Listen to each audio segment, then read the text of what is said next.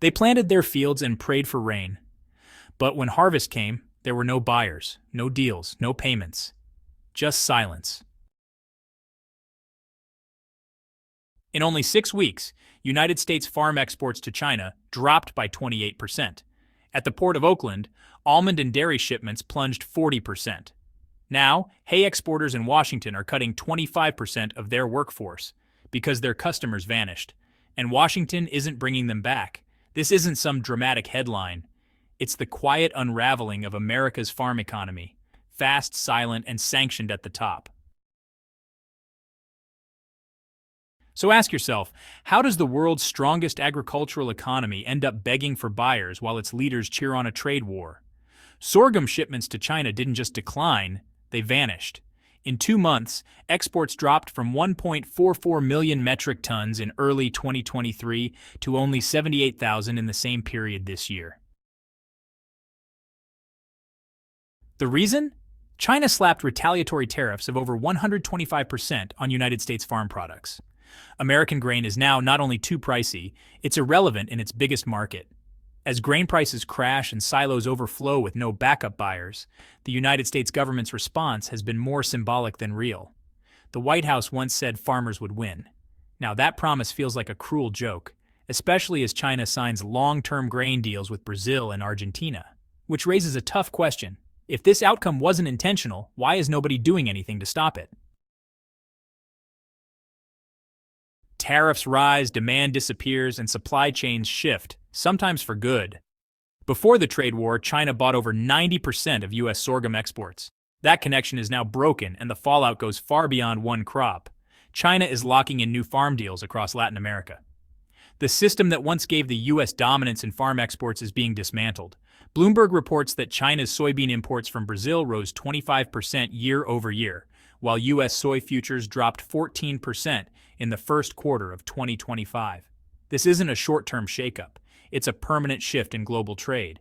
If U.S. leaders think tariffs can just be rolled back at will, they don't understand how international logistics work.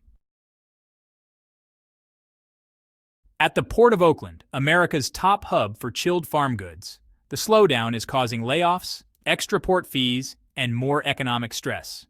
Executive Director Christy McKenna said China's pullback is hitting more than almonds and beef. It's putting dock workers, truckers, and warehouse crews at risk. Oakland's 50-50 import-export model makes it highly exposed to trade disputes. China alone makes up 29% of its total trade, and now nearly every U.S. export that moves through it is being targeted. This isn't a hypothetical. Containers are sitting still. Contracts are getting canceled. Exporters are taking huge losses on goods stuck at sea. Since the April 2nd tariff hike, 68 sailings have been canceled. One hay exporter in Washington let go of a quarter of its staff in just 2 weeks due to lost deals and shipping costs that no longer make sense. Another company has 6,400 metric tons of wood pulp sitting idle in warehouses and 15 rail cars waiting for directions, each one racking up fees. One 9,000 metric ton shipment bound for China might be completely abandoned. "We can't cover these shipping costs without losing money," one exporter wrote. Here's the heart of it. How can low-profit bulk farm goods compete in a cost system built for luxury products? Under the United States R-Ships Act, port fees now exceed $1.5 million per Chinese vessel. Bulk agriculture is exempt, but containerized agricultural goods are not. That's a big deal. Containerized products like beef, poultry, dairy, almonds, frozen foods, even French fries, make up 55% of the value of all United States agricultural exports, according to USDA data. Peter Friedman of the Agriculture Transportation Coalition warned CNBC that failing to exempt these products could severely damage America's most valuable farm trade segment, just as buyers start looking elsewhere. Despite repeated appeals, the United States R has offered no clarity on potential changes, so exporters are doing the math. How many more shipments can they afford to send at a loss? This isn't weekend work. Changing supply routes takes years. New contracts, port upgrades, financial backing. Brazil's rise as China's top soybean supplier didn't happen overnight. It took 3 years of strategic expansion, government support, and port improvements. Now that China has these suppliers locked in, the United States would return, if it ever does, with far less leverage. Global agriculture doesn't follow election calendars. It reacts to years of signals. And right now, according to Reuters interviews with major traders, Washington is sending the wrong one instability, so global buyers are moving their bets elsewhere. The real danger isn't just missing out on this year's deals, it's being erased from the plans that shape the next decade. The White House has floated another bailout to stop a wave of bankruptcies, but, major farm groups like the National Farmers Union and the American Soybean Association are skeptical. A check from the government won't reopen a blocked shipping lane, it won't fix a broken trade relationship, and it definitely won't restore trust with global buyers. In Iowa, corn farmers told Bloomberg they're still planting, even while expecting losses, because honestly, losing slowly feels better than not planting at all. In Kentucky, some aren't even sure it's worth harvesting. They're not chasing profits anymore. They're just trying to cut their losses. Despite everything, Washington keeps talking about relief payments, but what the industry really wants is simple open access to markets. For the first time in years, major farm organizations are backing new laws to limit the president's ability to impose tariffs alone. The National Farmers Union supports a bill requiring congressional approval for big trade decisions, saying unchecked authority has punished American agriculture unfairly. Peter Friedman told CNBC this isn't a future crisis, it's happening now. The rare unity across farming groups shows just how severe things have gotten. Even the American Farm Bureau Federation, usually aligned with conservative ag policy, is calling for limits, admitting that the damage can no longer be justified. Tariffs were meant to shield U.S. farmers from cheap imports. But, the reality on the ground is very different. ATC and USDA figures show that retaliation from China, Canada, and the EU has really hammered U.S. exports and left warehouses packed with unsold product. China's cancellation of a 12,000-ton pork order, its biggest since 2020, left U.S. producers with perishable meat and no customers. On top of that, a new U.S. port fee rule tax on $1.5 million per Chinese ship, hitting containerized farm goods the hardest. That's critical because containerized agriculture accounts for more than half of U.S. ag export value. This isn't just a rough patch. These are deep cuts to the very farmers' tariffs we're supposed to help.